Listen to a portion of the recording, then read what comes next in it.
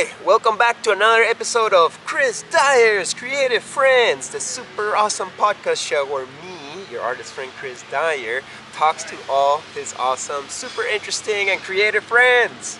Today I'm in Suwannee, Florida for Hulaween Festival. It's pre-production time. I'm painting some murals. But while I was here, I interviewed my good old artist friend Ania Amador, who is the director of Mural Maze, the section of this festival where my mural's at. And I know her for many years. She's an amazing person, workshop teacher, painter, muralist, life painter, etc. And she has a lot of interesting things to share with us on this interview, so I hope you'll enjoy. Woo!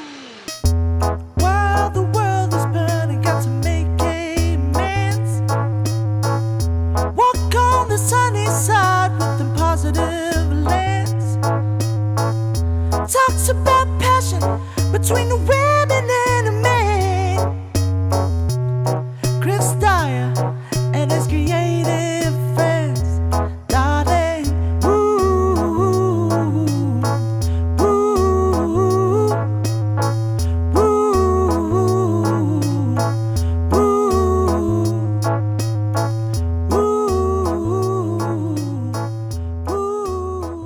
And how are we doing, Ania Amador? Woo! Hey! Thank you so much for having me over here. Can you please tell us where we are? We are at the beautiful Suwannee Music Park for Hulaween 2022, and my installation is the Mural Maze, and we're painting some murals. So what is the Mural Maze? The Mural Maze is a large-scale interactive installation that has been with this festival since its very first year in 2013, and now this will be our 9th edition of this basically walkthrough of murals that have been collected over the last almost decade. It's crazy. Wow. How is it to, as an artist, to be in the position of what, curator, installation organizer? How is that jump and how is that position? So it started with me just painting a wall, and then I realized that the park was keeping the pieces and that I would be able to bring in some other artists and create an opportunity for them to also paint and contribute to the collection.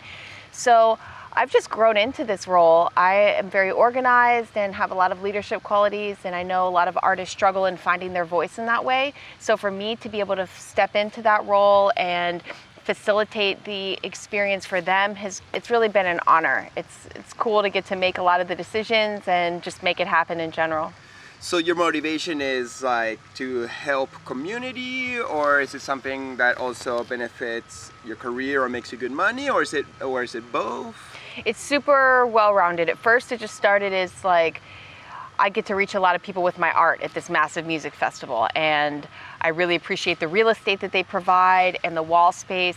Like musicians, if you're a headliner, you get an hour and a half maybe to spread your message. I get thousands of square feet and all weekend long to reach people. So I wanted to team up with artists that are on that same vibe, that really take that opportunity seriously. And then throughout the years, I've been working on getting paid, finding the funding, not only for myself, but for the artists that are involved, funding the project, everything from supplies to paint to travel to everything to make it happen. So it's been an evolution. It didn't all come at once, but we're getting there. Nice. So you, not only you're working and making this place available for artists to show their soul expressions, but you're actually like looking for the money to run it. Yeah, it definitely takes a lot, because a festival, when you have to build value in what it is that you bring to the table, you know, so the fact that my crew knows how these pieces go together and everybody, it's, at this point, it's a well-oiled machine, you know, we're in the flow, but it took time to get there with like just building a crew and a team of people that were dedicated to the project and willing to come back, and also new people that are willing to learn and jump in. So there is that aspect. I think the most important thing for me is it's twofold. One, I know that thousands of people are going to walk through this maze and they're going to take in the art and it's going to speak to them in, you know, some type of way. And there's a lot of life-changing things that happen. But for the artists themselves, they get to come in, paint a mural in 3 days. They push themselves to the limit, like don't even know what they're capable of. Then they get to watch 30,000 people come through and take in their art and have that experience. They see the impact they can have on this community, and they take that motivation back into their own communities and start it's catapulted so many careers. The Mural Maze really has. Nice. Good job. Thank you. Awesome. So Anya, we are in Florida right now. You live in Florida in the Tampa Bay. Are you from Florida originally? Yep, from Florida originally. I've lived here most of my life.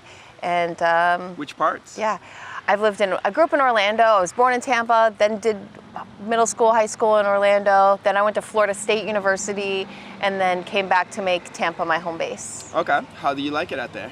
I love it. I love being by the water, and I don't get to spend too much time at home, but that's a great time to ground back in and get settled when I do have the time off. Right. How do you like Florida in general? Like, I just moved in, and some people are happy for me. Other people are like, Florida? Like, Florida gets a bad rep sometimes. How do you like it? So there's a difference between like the typical Floridian, right? And then just like living in Florida. So I haven't always identified with some of the characters that have come out of my state, but overall I've appreciated some of the politics, and there's a lot of benefits to living in this state, I would say.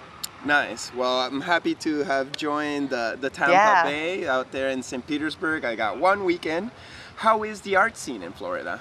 It's huge. There's tons of artists. So that's really cool. And I find that there's opportunities for everyone. Even in St. Petersburg, where you just moved, there's a huge art community. There's massive groups on Facebook, for example, where those community members come and they're looking for artists. And there's work for all of us. So I love that vibe, knowing that like there's enough for everyone, even though it's pretty saturated.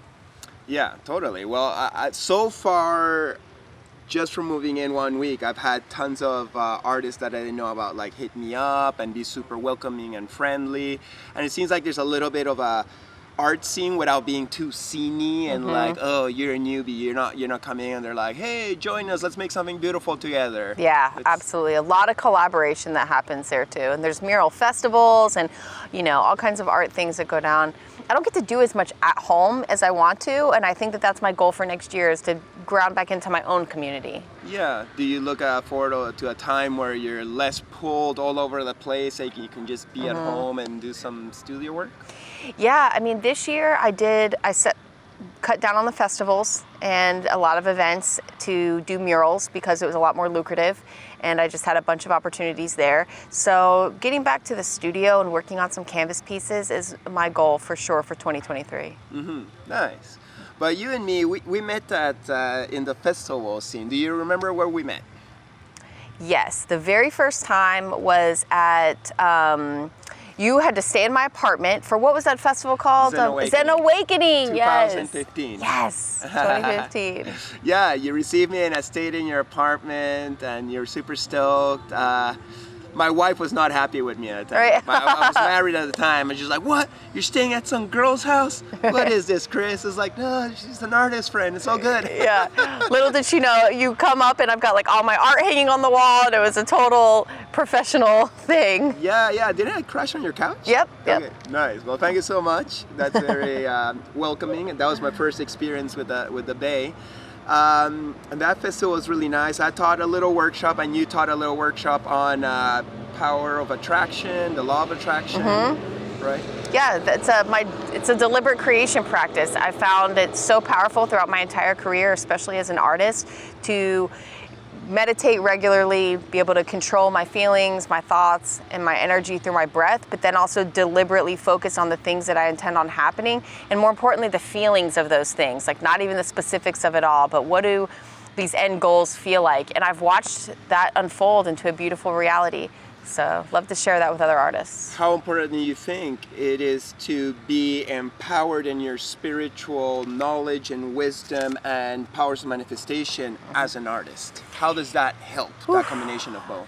There's such a parallel between the reality that we're creating and the art that we're creating, right? So like how we feel about our art, our attitude, what we project onto the canvas, that comes through in every step of the process and then ultimately in the end result.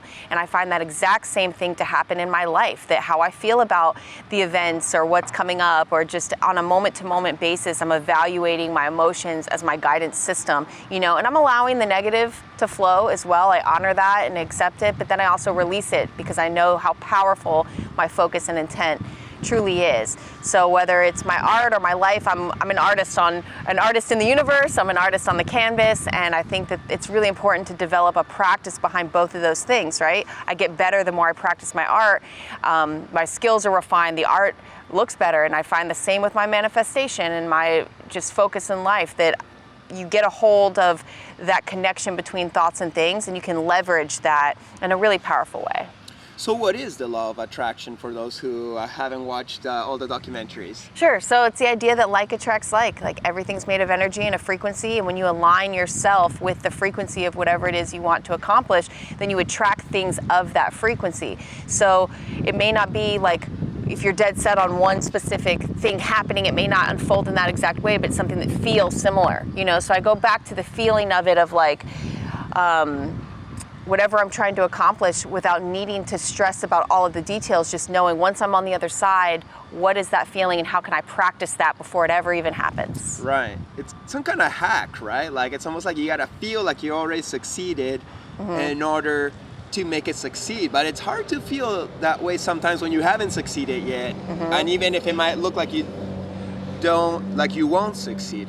How can one already feel like you've made it when you haven't made it? Like, do you have some kind of trick or something? Well, it's not really a trick, it's a practice, because I think that we're conditioned to base how we feel about things on what we already know about them. So we're looking at our current conditions, we're going off a bunch of past experiences, we're taking feedback from what other people are telling us, and that's how we form our beliefs. So this is a practice in doing away with that whole form of life, like processing life experience and getting ahead of it, to say that like, it doesn't matter what anyone else tells me or what's already happened. I know that there are infinite possibilities in every single moment. And once you accept that truth, that anything is possible, then it could also be possible that it's gonna work out. And I may not know what working out looks like, but I know that it feels great, and I know that I'm grateful. So I think it goes back to going general with it all, and just remembering that feeling good is going to bring about good experiences. So I want to practice that on a daily basis, not in a way that doesn't honor my negative feelings, but in a way that allows me to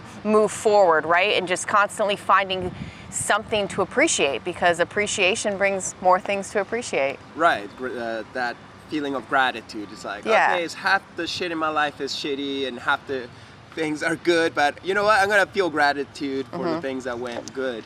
It seems like it's also like important to have good self-communication. Like yesterday, you almost said, I'm really shitty with my equipment, I destroy my brushes, but you caught yourself. It's like, you know what? I'm gonna rewrite that story. So tell me about catching yourself and rewriting. That's the practice, that's the practice of it all. Most of us narrate our life experience in terms of the current conditions. We talk about how things are right now. Even something as simple as the weather, like, oh, it's so hot outside. But no one ever got cooler by complaining about how hot it is, right? And I learned that I'm not gonna get better with my equipment or just in my practice if I'm constantly affirming how terrible I am, right? So even little things like, oh, I don't want it to rain, I'll say, I want it to be sunny. Like, I'm very careful. Words are so powerful, though the words we speak have a frequency that, again, is attracting likeness. So I'm just mindful, and I think the mindfulness comes through something like meditation, because you have to be quiet and utilize, like, your breath is an actual tool to move energy. So if you can get in a consistent practice of moving that energy, it's a lot easier to do in the moment when you catch yourself, you know? And I'll be the first one to, like, be mid-sentence like you saw yesterday and be like, oh, actually, that's not what I want to affirm in this moment, and I'm going to change the narrative right here and now.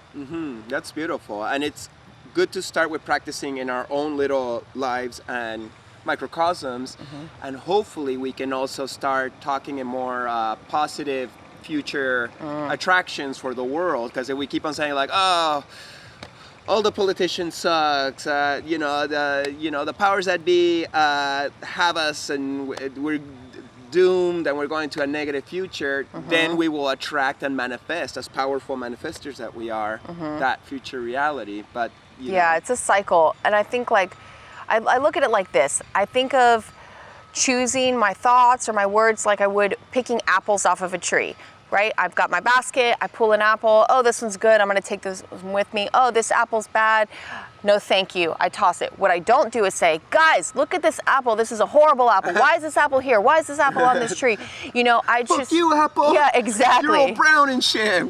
Totally. There's a worm inside you living in there. Instead, I just say, oh, this isn't for me, but I love you. Thank you for being a part of this planet. And I move on, right? And I think that that's where a lot of people get caught up, is that we're so focused on these current conditions that we can't get outside of that experience to even allow for a better future and a reality. Like, it really does start in our mind. And it's all vibration too, you know, because you're vibing that bad apple, and you don't have to. And then the next 5 apples are bad, and you're like, why are all the apples on these trees? Well, you've only noticed the bad ones, right?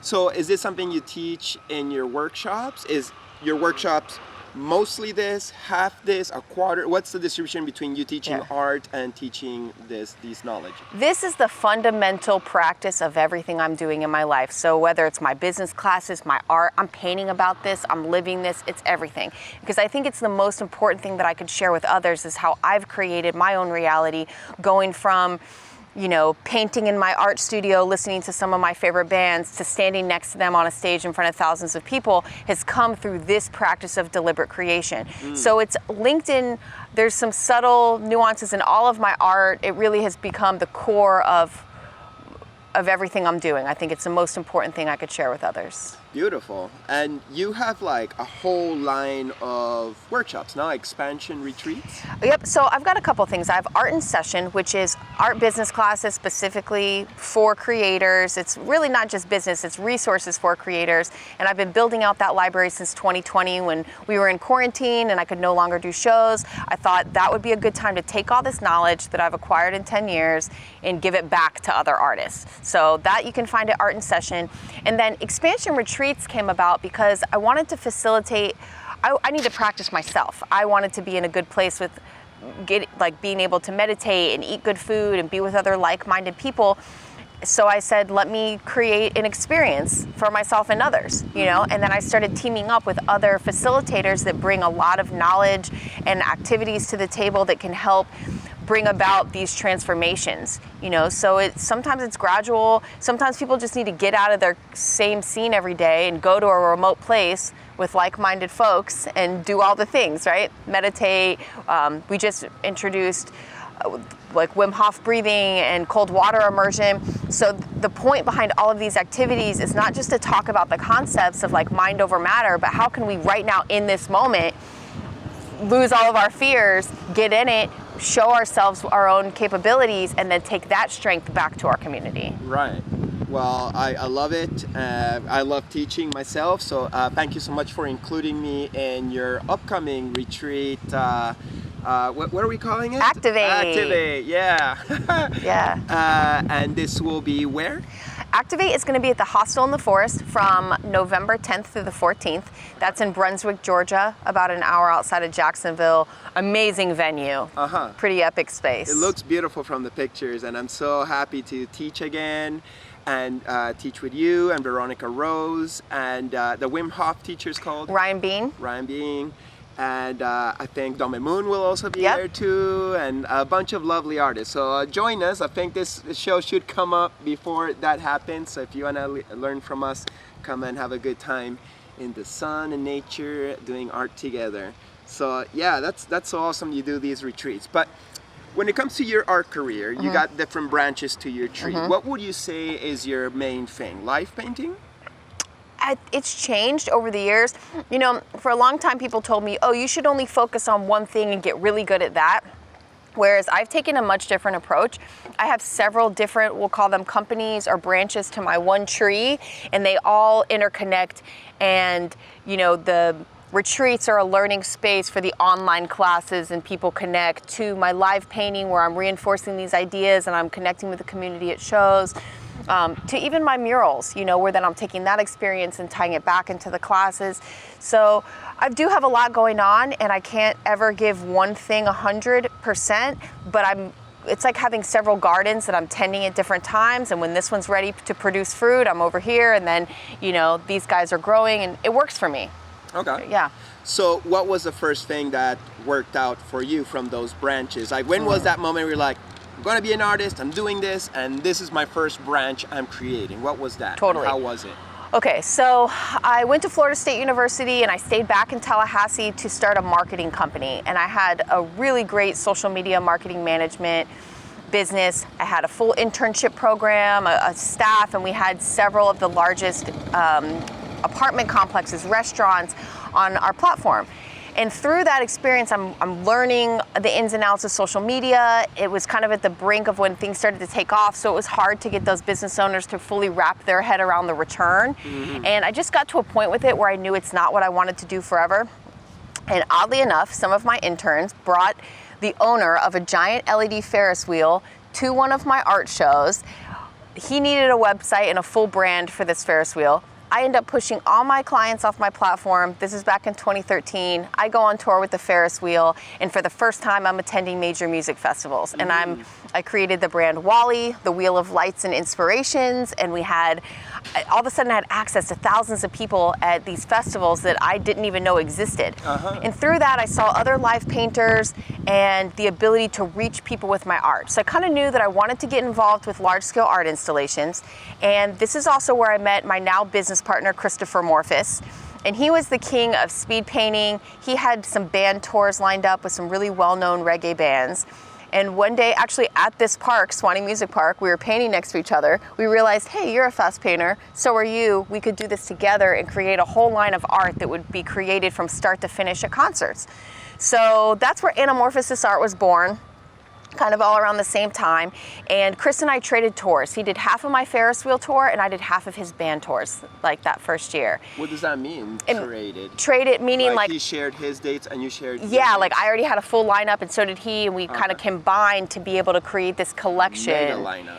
Yeah, it was crazy. And we were touring like new city every day, 10,000 miles in every 3 weeks, new painting every night. So I went from like painting these large scale murals with spray paint, a completely different part of my brain, to multi-million-dollar stages on these little canvases, and we've gradually gotten bigger over time, but I had to learn the ins and outs of that business, of being a professional live painter.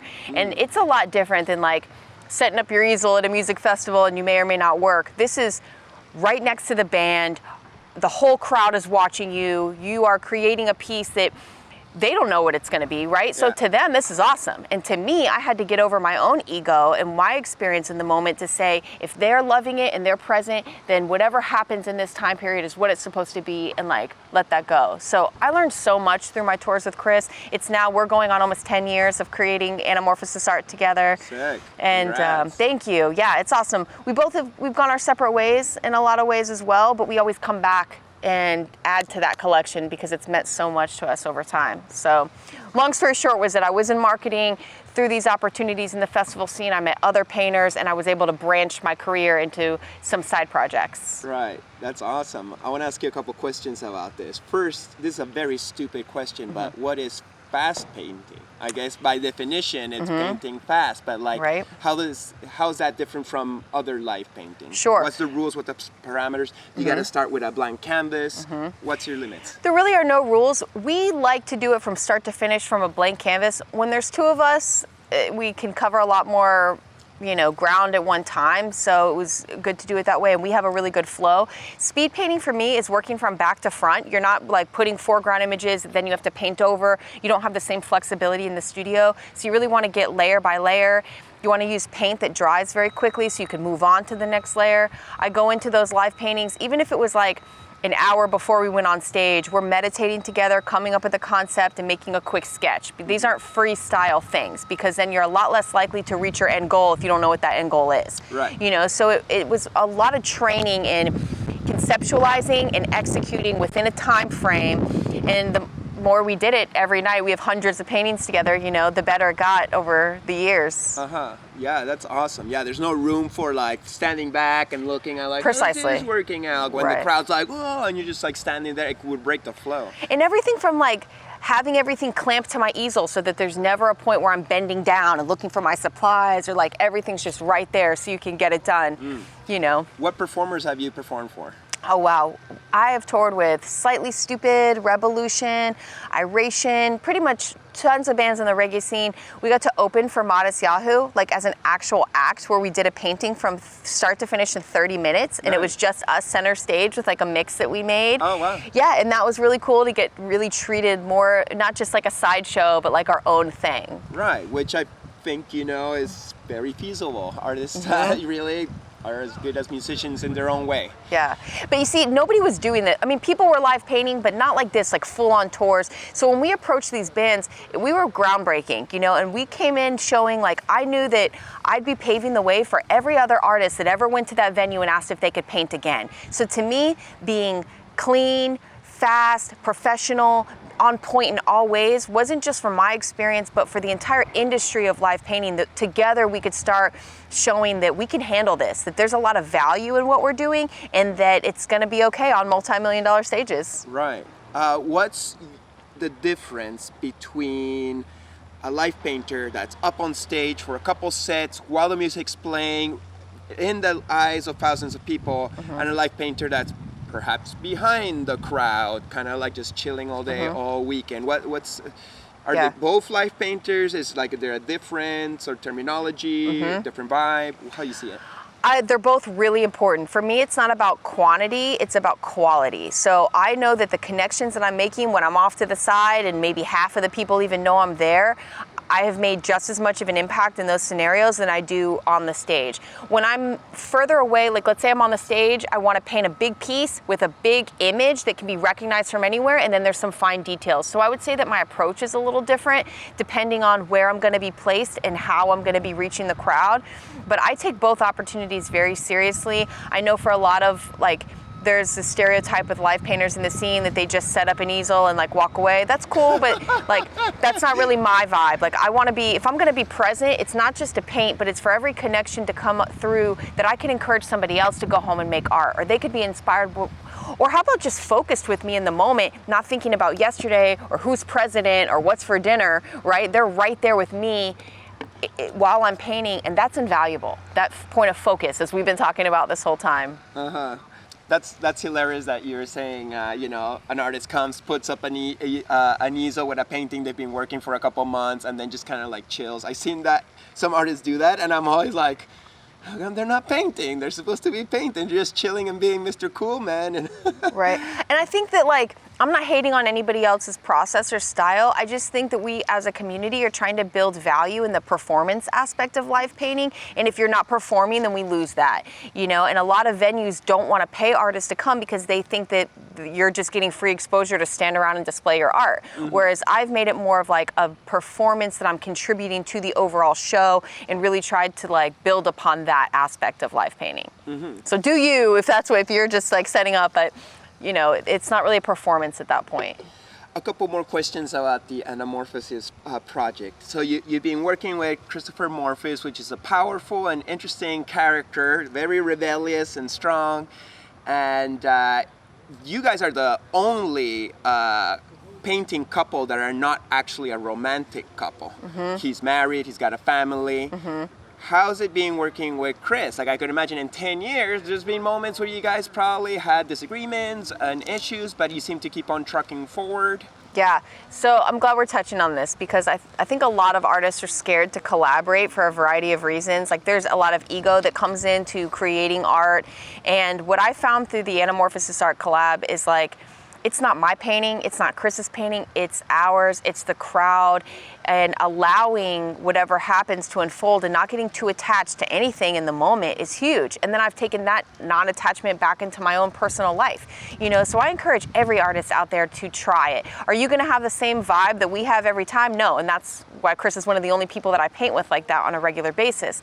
But it does require open communication, organization, cooperation from all of our families and people that want to allow us to have this opportunity. Right. And it was always something way bigger than us. We knew that what we could do in a short period of time was incredible, and that people would be moved in a live setting. And I wanted to do that as much as I could, and then to have this beautiful collection of art created from that over the years has been it's insane to have seen it unfold. Not always easy to work with other artists, but definitely something that's really important if you want to grow as an artist, to get out of your comfort zone and to try it. And like my biggest tips for collaborating would be, number one, communicate. You got to talk about it. People were like, okay, we're just going to go for it on the canvas and like see where it goes. Usually goes poorly, you know? And that's because somebody's painting over something somebody did, someone didn't know this was your idea, now this and that.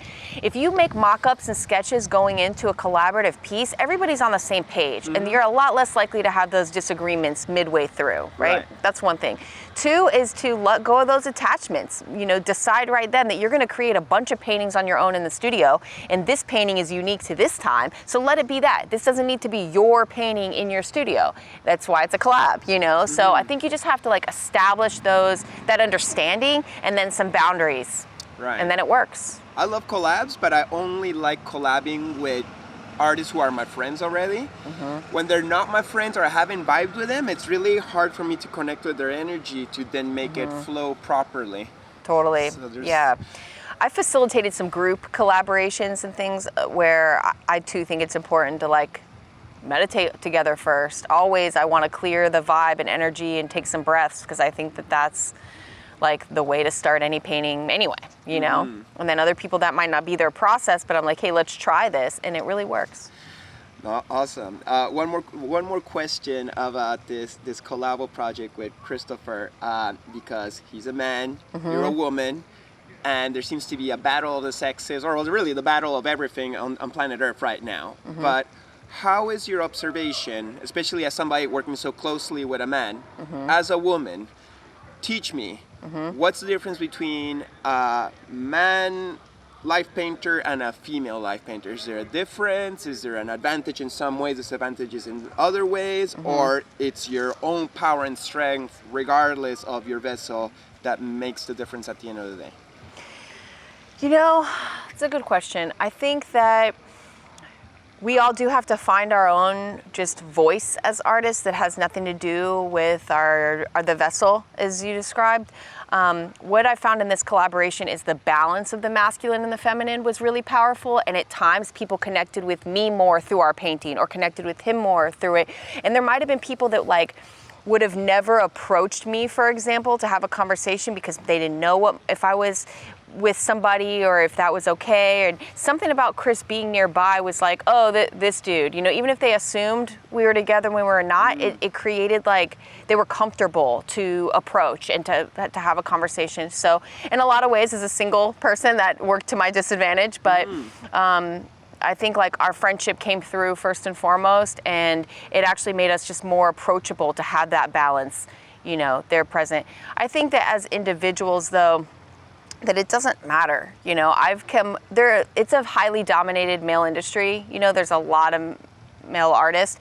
So as a woman, I just speak my truth. I let that come through in my art. I show up just as hard, I work just as hard, and I've really paved the way for myself, and I hope other females that, you know, just for people in general, I think we're getting to a point now where there's less of an emphasis on gender and more of just, the individual, and we have to like own that no matter who you are.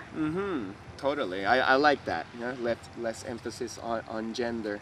I find like when I'm painting with a female friend, she gets talked up more than me. Oh, really? I don't know, I guess people are less intimidated, or I personally always find like women friendlier than men, or at least, you know, if you had to generalize it. But okay, so you just mentioned there's less female artists, which I don't understand, because I would imagine a female, since it's a sensitive individual, at least generalized speaking here, is as good or better than a man in making art and has more flow and expressing their emotions. Yet there's more male painters. Like even for the show, I would love to have like one male, one female each show, but in general I know more male, and try to include my girlfriends too. Why is that? Is that less girls are encouraged to join, or you know, I really don't know. I think that maybe I look at the collectives that are out there that are male dominated, and I think there's a vibe, like an edginess, a sharpness to the work itself that they want to keep consistent, possibly. I know for all of my projects, it's super balanced. I'm actually half and half this year in the Mural Maze, and really everybody's welcome. So I think part of it is just initiative. We have to find people, artists in general, have to find the confidence to put themselves out there. And maybe there's a lot of women that say, I don't want to apply because I know it's, dominated in one way, or whatever the case may be. I think that we just have to break past those stereotypes by showing up. Just you got to apply. So I don't know if it's just not enough people showing up to hold their own, or,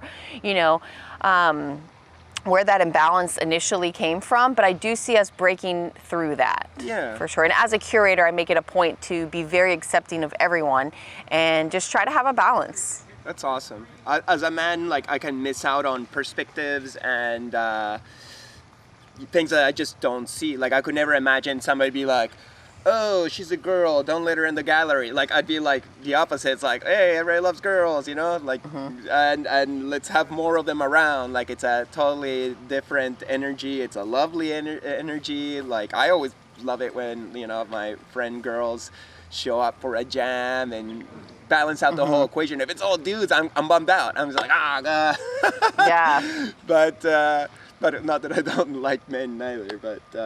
Yeah, I think artists in general, just have to go for it. And maybe that's the problem, is they're really not applying. I don't see a lot of, I will say in the music industry that I was painting in, that is heavily dominated by males. And I felt a little like I had to prove myself in some ways, or show that I'm here to paint.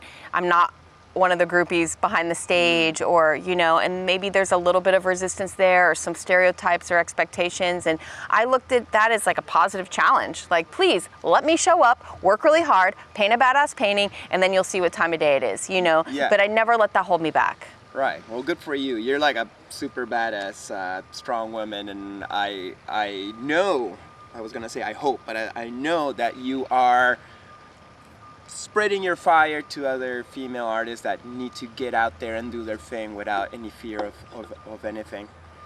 So talking about this female empowerment, you're part of the Visionary Muses project. There's been a few Visionary Muses that I've interviewed on this show, but I always like to hear the perspective from individuals. How do you see that project? I saw you actually last time I saw you was in Denver at the Freda opening exhibition that then continued over to my house party, and I had a ball. I was like, all these beautiful painters coming together, super shanty, good vibes. Yeah, I totally. loved it as somebody who was watching. It was so powerful. The intent of the project initially, where we were painting each other, was so special, because it's we don't always see ourselves how other people see us. So to have the opportunity to bring someone else's portrait to life that depicts all of their energy and is just really infused with the character from a perspective of another person, it was really moving, to see myself painted by one of my favorite artists, Olivia Jane, in this magical scene. She really captured my everything, my pain, my love, my focus. It just was all in this one painting. And I was wow, I don't see myself like that always. So I think in general, we have motivated each other to just see ourselves in this beautiful light that we are all in, and it takes sometimes coming together as a collective like that to facilitate that experience and to encourage one another. So I absolutely love the Visionary Muses. I'm excited for this next round. This year we're painting, so the focus for this Visionary Muses 2023 is the new earth. And it's not necessarily painting one another, but bringing our visions of what the future looks like together, but also honoring the divine feminine. So that'll be really cool to see how it switches up. And I think just anytime we can get together and lift each other up, it's really important. That's awesome. I love that initiative as much as I feel incredibly left out. But that's the thing, is that I feel there are tons of men's collectives, and I know that all women show is the first time that it happened at Freda, for example, in a really long time. So it's not about excluding anyone as much as it is providing opportunities to lift one another up, and I feel that exists for men as well. Yeah, I know. Cool. Why don't you start a men's collective? I don't know. I think because the world's so dominated by men, if we did like, hey, men's only club, people be mad. But like, I just want to be like everything's everything club. That's my vibe. So this is supposedly visionary art, since it's called the Visionary Muses. What's your definition of visionary art? As an art movement? Is it a scene? Is it, how do you see it? I think visionary art is, very broad for a lot of people. For me personally, it's coming up with a vision. It's asking the universe to be a part of that process, opening up the space for not only my own ideas to come through, but taking it a step further in my practice of, let's say, meditating, saying, what should this painting be? What's this energy that needs to come through me as a vessel? And that's what makes it visionary for me personally. I have not had a lot of experience with psychedelics to stimulate these ideas. I found meditation to be just as effective for me personally, and I really tapped into some deep stuff there. So I haven't always identified as strictly a visionary artist per se, but given that all of my art starts with this process and a vision that is inspired by a greater being than me, I think that that's what qualifies this work as such. Nice. Well, I commend you for being one of the visionaries that doesn't need psychedelics in order to find their visions. I think we need different paths to the Most High, and no disrespect to plant medicines and psychedelics. I indulge when the time is right. But to be able to reach that through natural practices like yoga and meditation, or even ice baths, that's also that's harder. Yeah, anything's a practice, right? It's tapping in. So the more I do it, the easier it is to get to that space of clarity and to allow those visions to come. So I just try to keep up with my daily practices, and then when it comes time to create art, to make that a priority. Sometimes I want to jump right in. I'm like, I got a fresh canvas, let's go. But I know that there's so much more to this experience than just the art that's going to be created. And the gift that I have, I want to share it in collaboration with these beings, that are out there guiding me. So I want to bring them into the process from the beginning and make it more than just a painting. Like, art for art's sake is cool too. I love all kinds of art. But when it comes to the word channeled is like, kind of has some connotations there, but I do feel that that's what's happening, that we're all vessels and we're allowing an energy to come through and bleed onto the canvas. I think you're either channeling your mind or your soul or something else, but something's transferring through you. So I don't think it's a bad term, but I totally understand why it's like, sounds pompous. Or woo-woo, right? People, and same with the law of attraction and stuff. People just feel like it's like magic or something, right? But there's actually tons of science behind us being conduits and how energy works and us as these vessels. So I've been trying to tap in more to that, to be able to articulate what's happening there energetically in a way that can help bring those like science minds to an understanding without it sounding like some kind of hocus pocus. Well, everything's opening up. People's minds little by little opening up. Same with psychedelics. Before I was just like, that's a drug that will destroy you. Now, there's lots of science that's saying like, actually, that was the medicine that we needed to heal all along, and we pushed it away. So maybe we shouldn't push other things like meditation and yoga and etc. Good eating, all the things that will help us, come out of this mess as humanity. Right. It's hard because there's a lot of stereotypes out there that have come about for a reason, because people are abusing these practices or trying to capitalize on people going through a hard time by selling them these ideas instead of teaching them a practice, or claiming that they know it all, whether it be gurus or shamans or, and I think finding the balance between our own practices and understanding and knowing that kind of stuff creeps in negative ways, and we can accept that or we can reject that through our actions, so I don't identify with a lot of this like new age capitalistic spiritualism or whatever the word is, but I do host retreats. It's important for me to facilitate experiences for people to practice these tools that I know have been effective for me personally. Right. Well, it's good to have some good bullshit detectors up, but sometimes it's hard to see. perhaps some people might think that we're also selling snake oil of some kind, but you almost gotta kind of like experience it and see if it vibes with you or not. Well, that's why you do this, right? Is you do these interviews so people can get like more of an idea of who we are as people. And I just try to practice what I preach. I try to live my best example because actions speak way louder than words. And I'm not here to push my truth on anybody else or my way of life. I'm just doing me and it's working and I'm living my dreams as a professional artist. And if I can share that with someone else, then so be it. Well, it seems to me like you just want to help. You Yeah. know? You want to help others as you've helped yourself, and you live a blessed, abundant life that you've attracted to yourself. Talking about attracting awesome things, please tell me a little bit about these new TV shows you're going to be participating in. Oh, wow, it's so exciting. I really can't say too much because it hasn't been released, but I was invited to participate in like a town revitalization where I got to paint a mural, and that'll be released on Bravo next year. So that's really cool. And I think that like these opportunities to go more mainstream have come about because of the content that I'm creating. I'm painting large scale murals, I'm getting time lapses of my work, and then I'm sharing that on the internet. And through those things going viral, my reach has extended and I'm creating more opportunities for myself on national television. Does it scare you at all to get too well known or popular? Because I know there's goods and bads about being well known. Like, okay, my business is working, people love me. Oh shit, here comes the haters, here comes too much attention, here comes a lot of pressure. How do you see all that balance? I'm just human, you know, like we're saying, and I think that it's important. Yes, I understand that the more you're in the public eye, the more people are going to have opinions about what you're doing.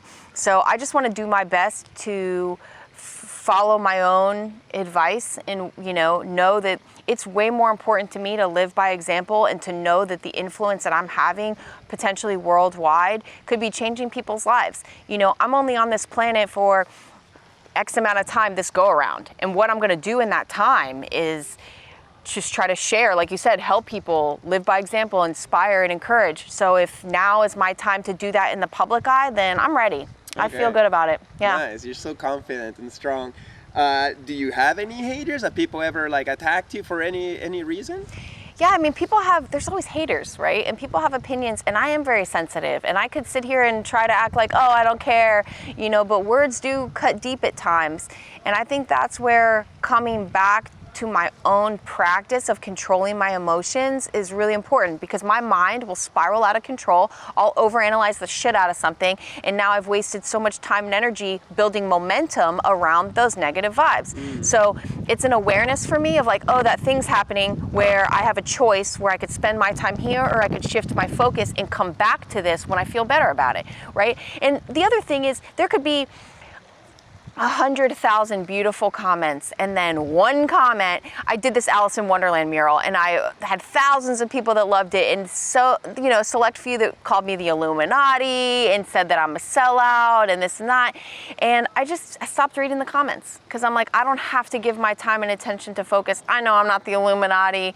This is a private commission. You know, like, you know what your own truth is. So if you can stay present with that energy, then it's going to be a lot easier to expel the vibes that don't serve you anymore, you know? So it all boils back down to my practice. If I'm not meditating, I'm not staying in control of my own energy, then I'm affected by that, you know? So I find it such a tricky role to be an artist, because to be an artist, you gotta have an open heart. You gotta be sensitive. You gotta feel out the world, the people, your experiences, and then, you know, be honest about it on canvas. That's what makes a successful artist. But in that process of being open and vulnerable, we also kind of are forced to become well known and famous and have all this attention, which almost seems like the opposite of what we want. We just want to be like chill and do our thing, but in order to pay the bills, we have to put ourselves out there and try to make this effort to be well known. To me, it's very difficult. I want to run away many days and not do the work, but it almost seems like a self-sacrifice to go out there and be the servant for the masses. yeah, so that's one way to think of it. I look at it as a huge blessing. I think about artists, before the internet, sitting in their homes, wondering how they would get their art out there, knowing that their neighbors, or maybe if they were lucky enough to have some kind of exhibition, those would be the only people that ever saw that work of art. And this idea of like a starving artist, or you have to be dead before you can be recognized. We live in a whole new time. I know that those artists would do anything to have the kind of reach that we have. So when I hear artists say, oh, I have to be a content creator, I say, I'm lucky to be a content creator. I'm so grateful that content exists, that I had 100 million views this year, and that I can really literally reach the world with my art as a nobody from Florida. You know what I mean? Like, the potential is infinite for every single artist in the days that we live in. And we have to embrace that opportunity. We have to appreciate it and allow it. And I think that our attitude, again, about anything, but especially about being creators and as it relates to social media, is very important to embrace it. You don't have to be viral king or queen of the year with your art, right? Not everybody's called to do that, but if you could take a few extra minutes to capture some of that process, and you know that by sharing that on the internet you're going to inspire a shitload of people in doing it, well, then there's value in that. So find the value, because if not, it's sink or swim. Right. You know, I feel, it's a good chance to share your personal medicine. That social media, as much as it's annoying, and even with the algorithms that are keeping us from doing as well as before, still it's a gift. It's for free, and you're reaching thousands of people no matter what. And reaching one person is good enough. Quality over quantity, 100%. I may not have that many views, but I know I've received 10 messages off of some little, thing that didn't even reach that many people. And I know how much it encouraged and motivated them. And maybe that one artist goes and does something that does reach 100 million people. And now I was a part of that because I put myself out there. You never know what kind of ripple effect you're going to have by showing up to the canvas or to social media or to your job as an artist. Straight up, if you're a professional artist and that's your job, then embracing social media is something that, to whatever degree is comfortable to you. You don't need to be on every single platform, right? But having any resistance about maintaining a presence, I think doesn't serve you, not in this time. You gotta either allow it or find another way. Right, or if it really annoys you and ruins your life, just don't do it and be comfortable in that too. 100%. Not everybody has to play that video game. It seems these days like everybody has to play that video game. May they have something to share or not. But there's so many platforms and so many different ways to do it, and you can develop any kind of contribution to that you want. Nobody's confined to just time-lapse videos or just TikTok style videos or whatever, like you're doing this podcast, for example, and bringing in other artists. So I think people just need to find what feels good to them and do that. Yeah. Just be yourself, shine your light, and whoever it falls upon is a blessing. Yeah. So we're coming to the end of this interview. I'm sure there's like a million wise things you could share with our viewers, artists and non-artists, but would you have some final words of wisdom? Final words of wisdom. I'm going to go back to the idea that if you can get there in your mind, you can get there in your body. So starting to visualize that the artist that you want to be, that spouse, daughter, sister, mother, friend, father, husband, whatever your role in this life experience is, knowing what it feels like and just going back general to the ideas of like, when I'm on the other side of all these tasks, what is that going to feel like? It's going to feel awesome. It's going to feel like a beautiful day. And, we talked about appreciation and gratitude and forming a practice around that, not just like once in a while going to that good place, but saying every day I'm going to spend some time practicing the feelings of my intended reality and allow that to be a part as natural as brushing your teeth, something that you're really doing not as another task, but as a practice, just like you practice your art. Because I think a lot of artists hold themselves back with their attitude, whether it's people telling you your whole life that art doesn't make money and that you better find a different job because there's no money in that, or whether it's the social media telling you you only got a certain amount of likes and views and you basing your whole experience on what other people say. Like, you've got to get outside of all of those current conditions to form your own ideal experience vibrationally, and then that will start to unfold in every aspect of your life. Yeah, beautiful. Well, thank you so much for your beautiful words, your beautiful self, your beautiful art. Thanks, Chris. It's a pleasure to have you as a show. I think this is going to be episode 60. So nice. Woo! Thanks, guys. Yeah, you can definitely find me on all the social platforms, Instagram at Ania Amador, TikTok, Facebook. I'd love, like I said, through my example to share that. So please connect and see what's going on. Niceness. And thank you guys for watching another episode of Chris Dyer's Creative Friends. Please make sure to press that little like button and subscribe and the bell thingy, and you can comment about anything you heard on this episode and maybe even share it on Facebook and let other people know about this conversation. So thank you so much for joining us and see you next time. Blessings. Woo! Woo! Next episode, my guest will be Chris Markovich. For the longest time, I was mentally dealing with, am I a skateboarder that paints? Am I really an artist? Am I lying to myself? Am I like, do I have these delusions of grandeur that like, would people want my art if I wasn't the skateboarder? Are people only buying my art because I'm a skateboarder and they can tie those two together? Like, and I just did that for a while. When I pulled away from the industry, I had zero support and I had to figure out how to promote myself and how to be comfortable with myself, or just even be able to be like, yes, I am an artist. I am now an artist. I always was. It was just in my head trying to convince myself. And now, like for me, like it's what it is. Like I don't try to look into things too much and just do what makes me happy. So please make sure to subscribe, like, comment, and share. Big thanks and see you next episode. Peace.